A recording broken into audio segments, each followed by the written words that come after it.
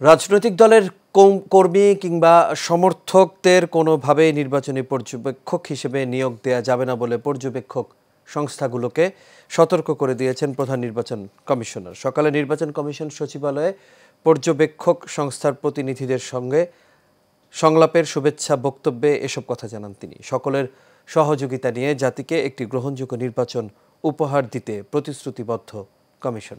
শেখ সোহাগ report করেছেন। ত্রয়োদশ জাতীয় নির্বাচন সামনে রেখে নির্বাচনী পর্যবেক্ষণ সংস্থার প্রতিনিধিদের সঙ্গে সংলাপে বসেন কমিশনার।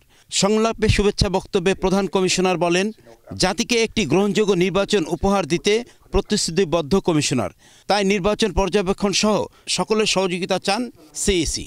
আমরা জাতিকে ওয়াদা দিয়েছি একটা সুষ্ঠু, সুন্দর এবং বিশ্বাসযোগ্য একটা নির্বাচন আমরা উপহার দিতে চাই জাতিকে। এটা ইলেকশন কমিশন একার পক্ষে সম্ভব নয়।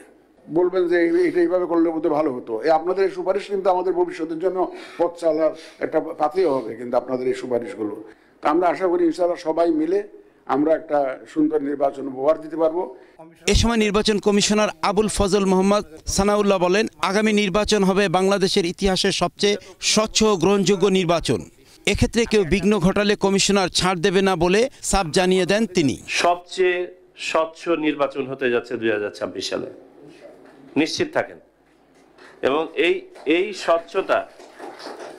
এই স্বচ্ছতার ব্যত্যয় যারা ঘটাবে তাদেরকে নির্বাচন কমিশন ন্যূনতম ছাড় দিবে না। নির্বাচনের উপর জনগণের আস্থা ফিরিয়ে আনা সহ বেশ কিছু প্রস্তাবনা তুলে ধরেন পর্যবেক্ষক সংস্থার প্রতিনিধিরা। পাশাপাশি পর্যবেক্ষকরা জানান, যাতে নির্বিঘ্নে কাজ করতে পারে সেই পরিবেশ নিশ্চিত করতে কমিশনারের প্রতি আহ্বান জানান তারা। এই একটা মেকানিজম আপনার থাকতে হবে যে যেহেতু 5 বছরের জন্য অবজারভার নিয়োগ করলেন, তাহলে রিপোর্টটা পাওয়ার পরে একটা মিটিং করে বলবেন যে আপনাদের রিপোর্টে এগুলো হয় নাই, এগুলো কারেকশন করবেন, সামনের দিকে ফেয়ার রিপোর্ট, ভালো রিপোর্ট দিবেন। দ্যাট কুড ওয়ার্ক, আমাদের জন্য একটা গাইডেন্স হবে। যারা অভিবাসী যারা আছে তারা কিভাবে ভোট দেবে? আমরা জানি যে আপনারা একটা নিবন্ধনের সময় দিয়েছিলেন, সময়টা খুব কম মনে হয় 23 তারিখের মধ্যেই শেষ হয়ে গেছে। এইটা আসলে আরও প্রচারণা দরকার, সময়টাও মনে হয় বাড়ানোর দরকার।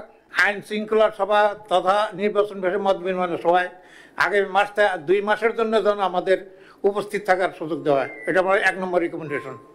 নির্বাচনকালীন যে কোনো তৎপরতা মোকাবেলায় ক্রাইসিস ম্যানেজমেন্ট টিম গঠনের আহ্বান জানান পর্যবেক্ষকরা। এই বছর national network for election. Sheikh Sohag, Asian television, Dhaka.